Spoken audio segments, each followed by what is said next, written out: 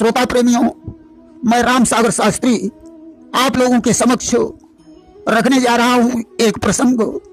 आखिर क्या कारण था जो राजा जनक ने सीता स्वयंवर का संदेश अयोध्या को नहीं भेजा।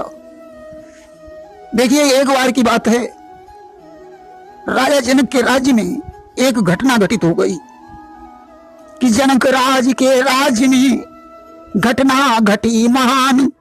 एक युवक ससुराल को करने चला पयान। एक बार मिथिला का एक युवक शादी के बाद अपनी पत्नी को बुलाने के लिए ससुराल को चला। चलते चलते रास्ते में एक दलदल पड़ गया कि मार्ग बीच दलदल पड़ा, उसमें देखी गाय, ताके सिर रख कर चरण युवक चला हर्षाए। उस दलदल के बीच में एक गाय फंस गई। अब बेचारी गाय दलदल से बाहर कैसे निकल पाए। आप लोगों ने एक कहावत सुनी होगी कि अपना काम बनता भाड़ में जाए जनता। युवक को ससुराल की जल्दी थी। उसने उस गाय के दुख को नहीं देखा, बल्कि उसकी खोपड़ी पर पैर रखकर दलदल पार कर लिया। गाय ने उस युवक को श्राप दे दिया कि जो लोग अंधे होते हैं उन्हें तो कुछ दिखाई नहीं पड़ता, परंतु तुम्हारे तो दोनों आंखें हैं, फिर भी तुम मेरी मुसीबत को नहीं देख रहे हो। मैं तुम्हें श्राप देती हूं कि तुम अपनी पत्नी को देखते ही अंधे हो जाओगे। कि गाय तुरंत ही मर गई। देकर उसको साप, निज पत्नी को देखकर अंधे होंगे आप। आज सांप को देखकर वो गाय मर गई। इधर युवक जब अपनी ससुराल में पहुंचा, उसने अपनी पत्नी को देखा। देखते ही दोनों आंखों से प्रकाश चला गया। युवक अंधा हो गया। उसके अंधे होने की खबर राजा जनक के पास पहुंची। उन्होंने उस युवक को सेवकों के द्वारा अपने दरबार में बुलवाया। बड़े बड़े विद्वान ब्राह्मणों को उपस्थित किया और उस युवक के नेत्रों में ज्योति लाने का उपाय पूछा। पंडितों ने कहा, महाराज अब तो बस एक ही उपाय है, किसी पतिव्रता स्त्री को तलाश किया जाए।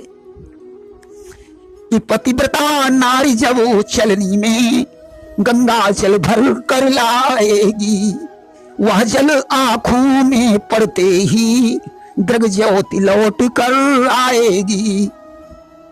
जब कोई पतिव्रता स्त्री चलनी में गंगा जल भर कर ले आए और वह जल इसकी दोनों आंखों में लगाए, तो इसमें कोई संदेह नहीं है, नेत्रों में पुनः ज्योति आ जाएगी। अब तो राजा जनक पतिव्रता की तलाश करने लगे कि एक पतिव्रता के लिए देखे नाना देश, तब बेबस हो अंत में भेजा अवध संदेश। राजा जनक ने एक पतिव्रता की खोज में अनेकों देश देखे, परंतु कोई पतिव्रता स्त्री नहीं मिली। आखिरकार उन्होंने अयोध्या में महाराज दशरथ के पास संदेश भेजा कि श्री महाराज राजाधिराज, कुछ नई समस्या आई है। मैं देश विदेश खोज हारा, पतिव्रता न कोई पाई है।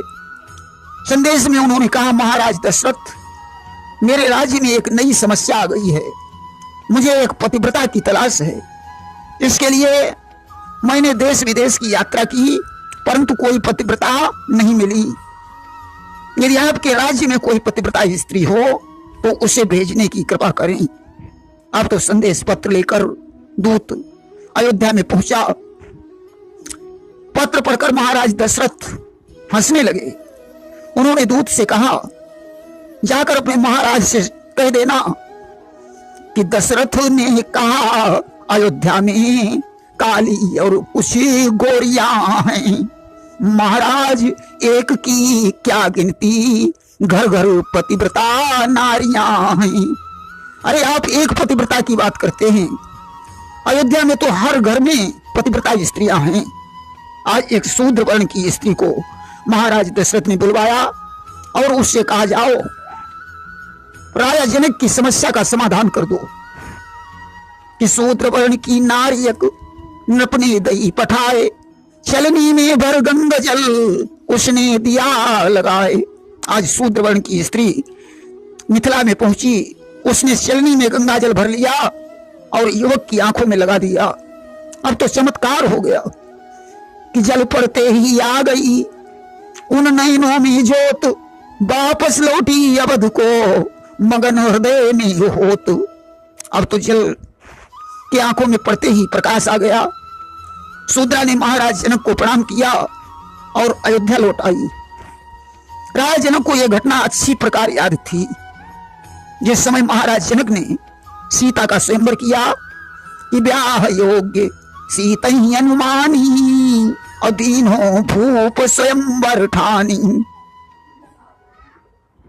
उसमें उन्होंने नाना देशों को संदेश भेजा, परंतु अयोध्या को कोई संदेश नहीं भेजा। जनक विचार करने लगे कि जो संदेश अवधपुर जाई और पुर खरु भरु हुई है अधिकाई। अगर सीता के स्वयंवर का संदेश अयोध्या में जाएगा तो ये खबर सारे राज्य में फैल जाएगी और घर घर जहां पतिव्रता नारी और वैसे ही हुई वीर बलधारी। अयोध्या में जब घर घर में पतिव्रता स्त्रियां हैं तो घर घर में वीर पुरुष भी होंगे। हमने तो स्वयंवर में धनुष रखवाकर प्रतिज्ञा की है कि जो वीर इस धनुष को तोड़ेगा उसी के साथ सीता का विवाह होगा। कहीं ऐसा न हो कोई शूद्र वर्ण का वीर पुरुष अयोध्या से आकर धनुष को तोड़ डाले और मुझे सीता का विवाह उसके साथ करना पड़े। किया वही को वीर बलवाना अपूर्ण करी जो प्रण हम ठाना, तोरई धनुष सहित उत्साहू बरबस हो सिया संग ब्याहू। बस यही सोचकर महाराज जनक ने अयोध्या को संदेश नहीं भेजा। किया विचार राजा उड़ावा और इसलिए अवध नाही संदेश पठावा। देखिए महाराज जनक ने अयोध्या में ही नहीं बल्कि किसी भी देश को सीता के स्वयंवर का संदेश नहीं भेजा था। मानस में गोस्वामी बाबा तुलसीदास जी ने संकेत किया है कि जिस समय कोई वीर धनुष को नहीं तोड़ सका उस समय महाराज जनक को बड़ा खेद हुआ और उन्होंने कहा कि द्यूप द्यूप के भूपति नाना अवाए सुनी जो प्रण हम ठाना। हमारे ठाने हुए प्रण को सुनकर देश देशांतरों के राजागण यहाँ उपस्थित हुए हैं, परंतु ऐसा कोई वीर नहीं है जो धनुष को तोड़ता।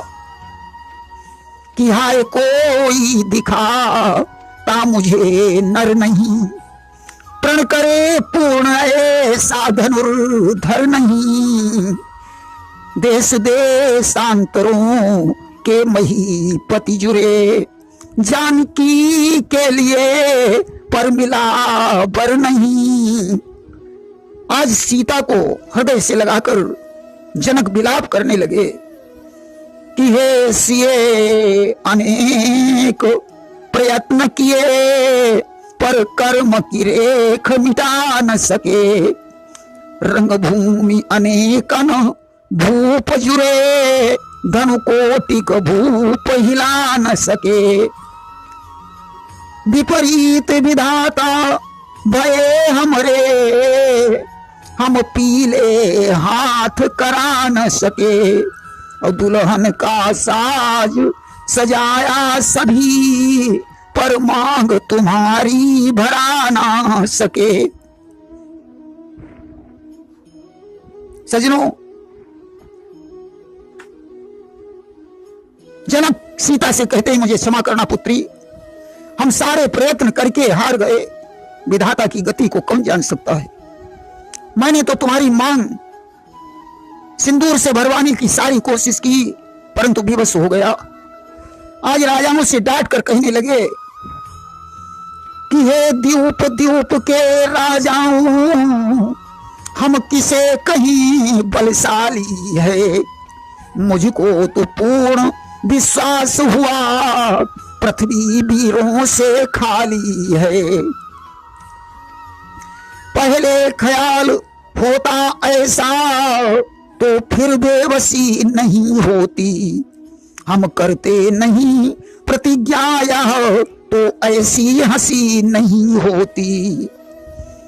आसरा छोड़ प्रस्थान करो, दुख हमें दिया है दाता ने, सीता सुकुमारी का विवाह लिखा ही नहीं विधाता ने, कि तजहु आस निज निज गृह जाहू और लिखा न विधि पैदे ही विवाहू।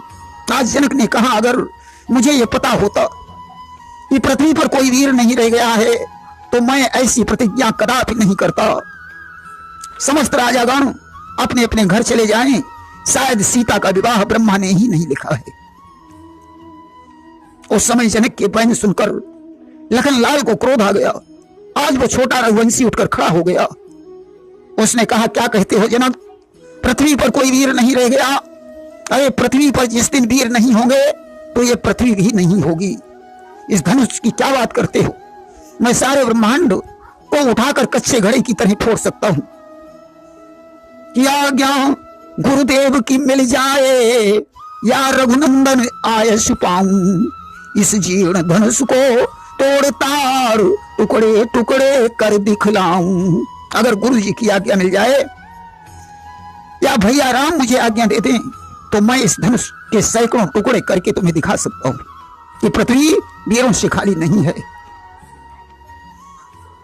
आज राम ने लक्ष्मण को शांत किया कि लखन चुपचाप हो बैठो, वृथा क्यों क्रोध करते हो, पिता के सम जनक जी हैं, वृथा क्यों इनसे लड़ते हो। राम ने कहा, शांत हो जाओ भैया लक्ष्मण, जनक जी पिता के तुल्य हैं, उनकी बात पर ध्यान मत दीजिए। लक्ष्मण शांत हो गए।